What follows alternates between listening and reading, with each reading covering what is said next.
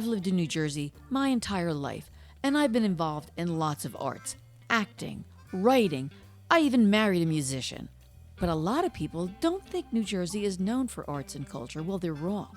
And my goal is to introduce everyone to the most talented people I know. They're singers, they're writers, they're musicians, they're actors, they're chefs, they're martial artists, they're everything you can imagine, and they're going to be on my show. Every one of them. Well, maybe not every one of them, but a lot of them. I'm Lucille Sapio, and this is Not So Famous in New Jersey. My guest today is Scott Lewis, also known as Mr. Scott the Music Man. Scott has been involved in early childhood music and movement for over 22 years. Kids love him because he has a natural affinity with them. They're drawn to him because he doesn't talk down to them. And he's fun. His songs are fun, his movements are fun, and by the way, his music is really good. Think kind of a funky Frank Zappa with a twist of lime. He dresses from head to toe in very loud tie-dye, so you can't miss him. He likes to call himself a kind drill sergeant, but I don't think any of the kids see him that way. And I don't think you will either. So hello, Scott. Hello there, Lucille. Thank you for having me. Well, thank you for being had. Let's start by talking about your persona, Mr. Scott the Music Man. Okay. Tell me exactly who he is. It came up actually from a 5-year-old child back when I first started around the year 2000. Been doing it for about 22 years. And I'm just performing, and somebody says, I think I was just going by Mr. Scott, and a child says, "Hey, Mr. Scott, the Music Man." I said, "What did you say?" And he said, "Mr. Scott, the Music Man." I said, "I like that." And that was it. I don't remember where that was. I wish I knew. But of course, that child now is probably through college. Yeah, right. But what is Mr. Scott?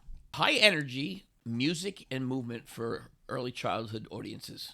Basically 2 to 6. I can stretch it sometimes to 7. I do some public school assemblies. Now, your wife Valerie is involved with early childhood development too, right? Absolutely. She owns a preschool in Toms River, the Peppermint Tree. We kind of have the same clientele. And of course, I do make that one of my stops. Mm-hmm. Otherwise, I'll be sleeping in the shed. Where else do you perform? I perform every day at a different school. I perform right around the corner over here. The Goddard School? The Goddard School in Hazlitt. One of my first. But I performed lately, the past 6-7 years, in South Jersey.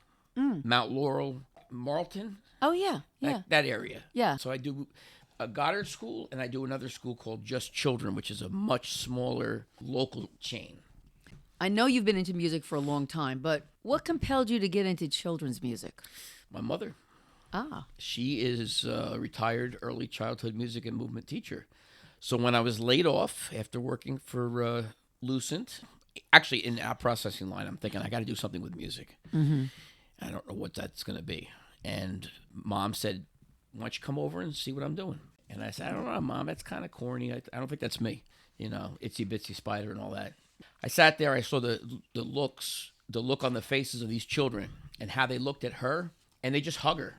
And they just, they smile, they laugh. I never even thought I had any kind of connection with young children like that. And I was hooked. So I went to literally a weekend course for a thing called Music Garden. But I was the only guy there. I just kind of thought, this is good for the weekend, but it's probably not going to last. It's really nice for kids to have a male role model at that age because more often than not, the role models that they have are women. And not that there's anything wrong with them having women, but they need male role models too. So, and the industry, the early childhood industry is overwhelmingly female dominated.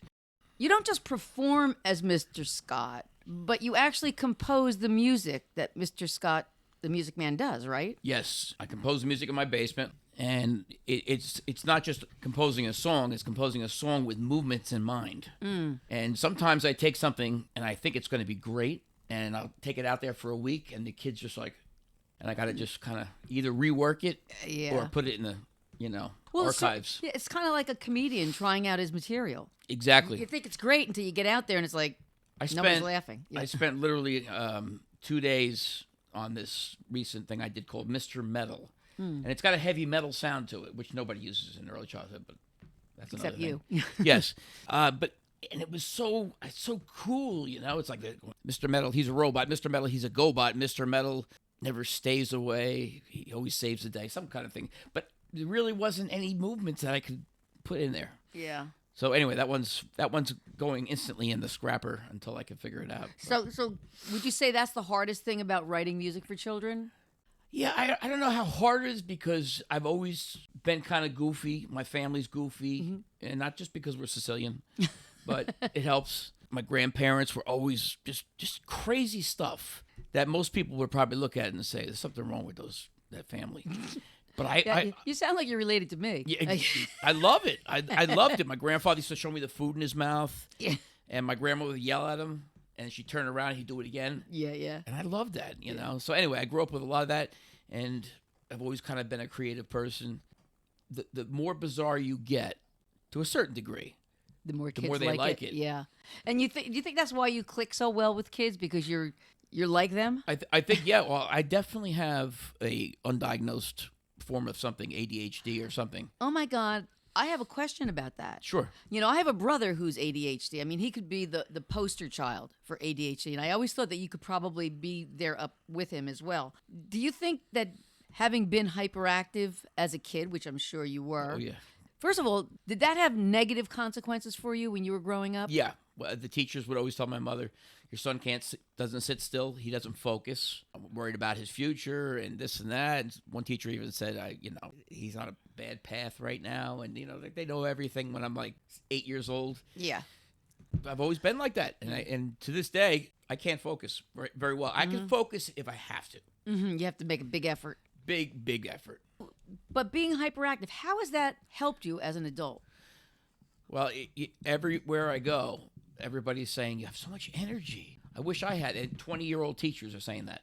And I said, I wish I had that much energy. How do you do it? And I was like, I don't know. I've always been like this. My mother, who's all but about 5'1", maybe 5'2", she has so much energy.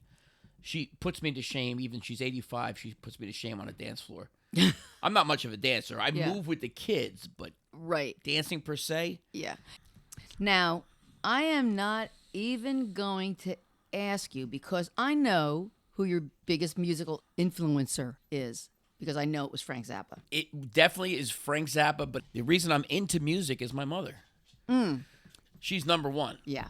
The things she used to do when we were kids, she'd play the piano, play something slow, we'd run around, right? Or we'd move real slow, and then she'd play fast, like Flight of the Bumblebee, and we'd go crazy, and then she'd go slow again. I had no idea that would be early training for this kind of career. And I use a lot of that stuff constantly. Kids love slow, fast. Yeah. And the kids respond to all that stuff. Yeah. If you keep it the same, you lose them. It comes easy to me. Before I'm performing, I'm always warming up the crowd. Mm-hmm. Kids are coming in, and some kids are afraid because they're very young children. Sure. Even the schools I go every month, their pattern is every day I see my teachers. And then who's this guy? So they start out afraid. Of course, my goal is to have them not be afraid. I don't want them to be afraid of me. Did you make a conscious decision not to wear makeup? Oh, yeah. Because I think that's scary to kids. Yeah. Clowns have, I think it might be Stephen King's fault partly, but clowns have become scary to a lot of people. Yeah. Not to me. I love it, but that's another story. Yeah. And I started out with black shorts, which I can't even look at those pictures anymore because I'm full tie-dye now. Right. Tie-dye shirt, tie-dye shorts, tie-dye socks, tie-dye shoes. Something about that, first of all, I love a lot of colors. And kids do too. Kids love colors. My goal every show is to make them feel like they matter. I don't care. I don't know what's going on at home, and I can't change that, obviously. It's very powerful, whatever you have going on at home. I'm always complimenting the children. They hug me. I don't have to walk up to a child and hug them. I never usually ask for a hug. They just go right up to me, and I don't know what it is. Something connects with them. Well, they probably realize you're not talking down to them. I'm not. Never. Yeah. Never. And I think, but there's something that makes them feel the warmth, like that. I have, like, I'm. You're genuine. Genuine or open to, that kind of a thing. You know, hugs and all that. No, I brought up Frank Zappa before because I believe, and correct me if I'm wrong, that a lot of your music that you write for kids is influenced by Zappa music. Big time. I even used a song one time. So what it is about his style that you've applied to the music you've written? It's just interesting to me. You know, Frank had so many different facets, you know, and so many different styles of music that he played with. And I like that. And that's what I do with my audience. Even more so, I'll give them something electronic dance music one day. I'll give them Latin. Another song would be a lot of stuff I do is funk. I will tell you because I love funk. I love funk too, and I know that about you. So I do a lot of that. But every once in a while, some hard rock or heavy metal, country, bluegrass, reggae, classical. You name it. Have you written other music besides music for kids? I have. As a matter of fact, I just released my very first. At this late age of 58 years old, I finally achieved the goal of releasing my first solo album. Oh, where can people hear that? You can, if you have Spotify or if you have Pandora, Apple Music. It's also available on iTunes. And what would they look for? Mr. Scott the Music Man? No. Absolutely. Absolutely not. It's a Do whole not different look thing. for that. Yeah, there's actually 2 songs on there. It's mostly instrumental, but there's 2 songs on there with partial lyrics, and they've got the big E's next to them, you know, explicit. So I really don't advertise with my audience about that, but it's available on iTunes. And what would they look up? Oh, I'm sorry, Scott J. Lewis. But the album's called Color Scope, COLORSCOPE. Okay. I have to say that when Gary worked with you on some of your music, he used to come home and like hum and sing the songs. I'm sorry about that. Yeah. I keep reminding him that you're not finished brushing until you brush your tongue. You're not done until you brush your tongue.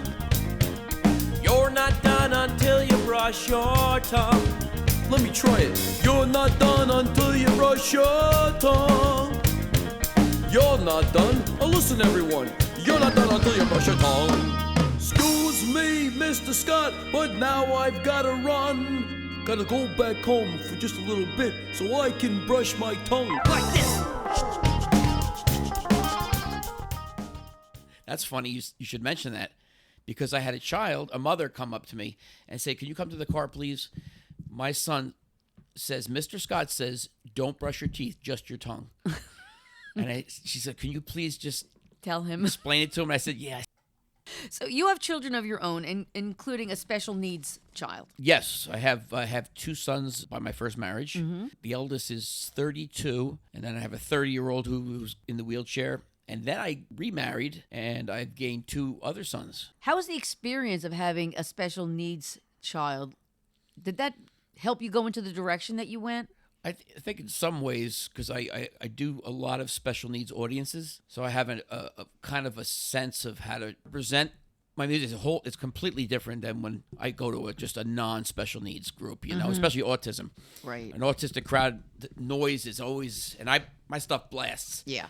So I have to put it at a certain moderate level where I don't see anybody doing this. If I see A kid more than one person holding their covering ears, your then I ears, got to keep yeah. adjusting the volume. Yeah, I think so. I think it had a lot to do with it.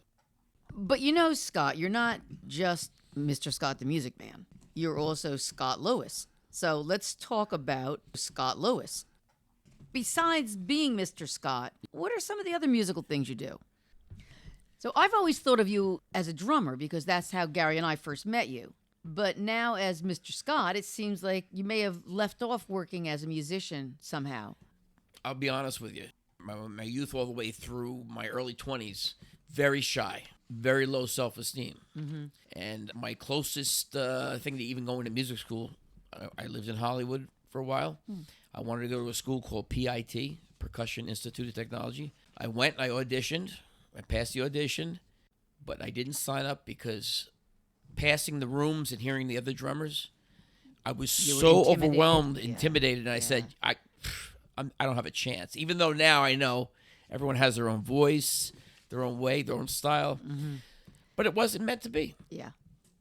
So yeah, self-taught pretty much. I've had a few teachers, including Gary, showing me some stuff, short little runs with different people. Mostly self-taught, and at this point now, I don't consider myself like just a drummer. You're a composer, though. Yeah, I think I'm more of a composer than anything. But how much do you know about music theory? I know a bit about music theory through my mom. Okay. 'Cause she's a retired piano teacher. Right, right. And that's how we got our start, my sister, my brother. It doesn't come up a lot. But I come up with something. Like if I come up with a song, I just drop my hands. Sometimes I'm just playing, goofing around. And I'll hear a chord in there and go, oh. I like that. I like that, and I build on that, and that starts something. Then I go back later, so I can get obviously the key, so everything's jiving. But I go back later and figure out what is that chord. But when I put my hands down right away, I don't know what chord it is. I have to kind of dissect it. Yeah, yeah. And that's how I write. I don't do other people's music, but I use a Frank Zappa song live, which I'd like to know if anybody ever used a Frank Zappa song in the history of early childhood music, and the kids loved it. Now, you bring up Frank Zappa again, and I had another guest on, Cody McCory, who's huge Zappa fan, heavily influenced by him, and you'd probably really like Cody's music. But I'm going to ask you the same question that I asked him. How do you feel about the misogyny and homophobia in so many of the lyrics of Zappa's songs? It's a tug of war. Because I know you're neither. No, I know. That's the tug of war. I mean, I will say that I grew up listening, kind of relating to a lot of his thinking. The thing I attached to is Plastic People. That's his big thing. It's a song. He's talking about back in the 60s, he's talking about plastic people, phony people. And I'm very sensitive to that. Like, I just, those are not people I really enjoy being around. Now, you've had a career in music as Mr. Scott for over 22 years. It isn't a typical career for a musician, but you've been able to make a living from it. Yes. What lessons can other musicians learn from your experience, especially younger musicians? You got to be open to a lot of different things. In my case, at the very least, you have to love young children. And I do love their faces, the way they look and the way they feel, the way they smile. And it makes me really happy when I see them. Even the laughter, the laugh where they have no oxygen. Mm-hmm. It sounds terrible, but when they're just laughing so hard, nothing's coming out. But no, I just love when they just can't stop. Just pure enjoyment. Real from the belly laugh. Yeah.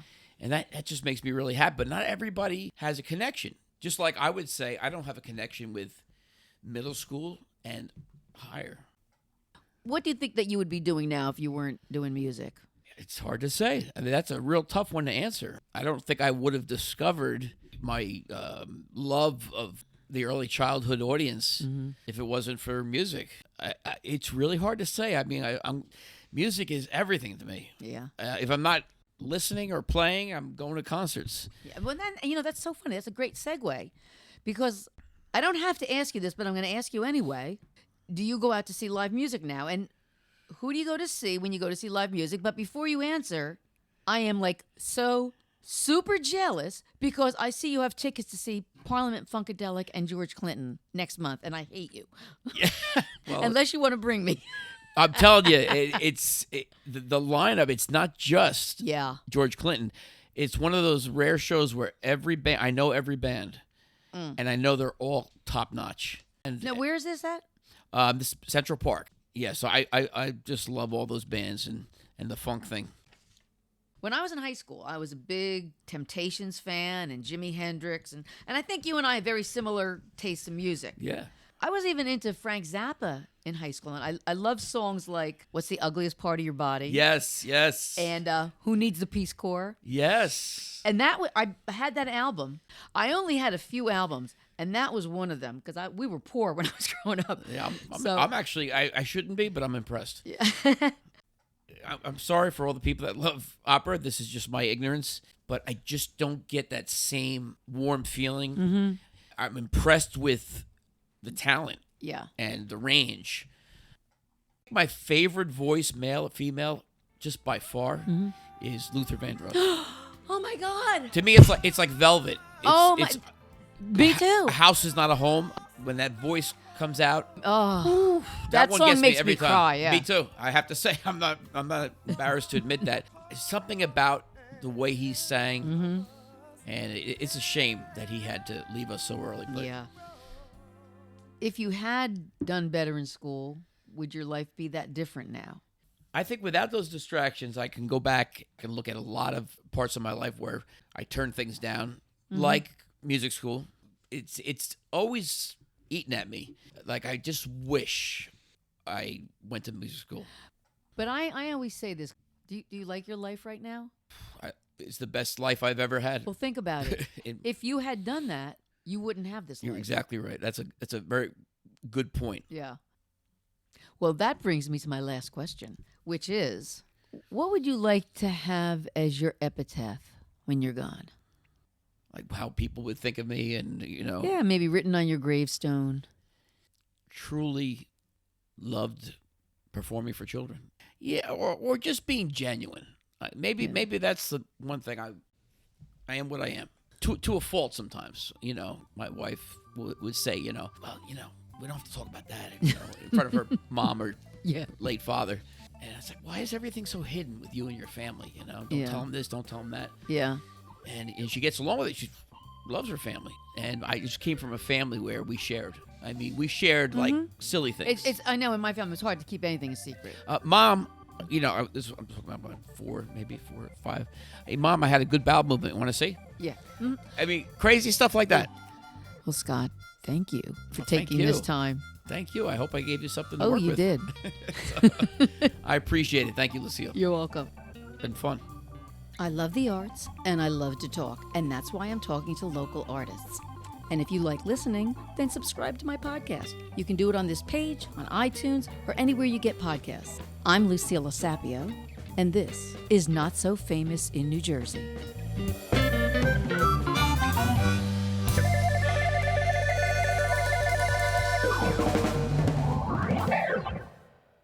I have been having a great time doing this podcast, and I wanted to give you a little update. I will be posting a new conversation every month on the first Sunday of the month. Let me know what you think of my podcast, and let me know if there are artists in New Jersey or associated with New Jersey that you think I should be interviewing. And maybe I will.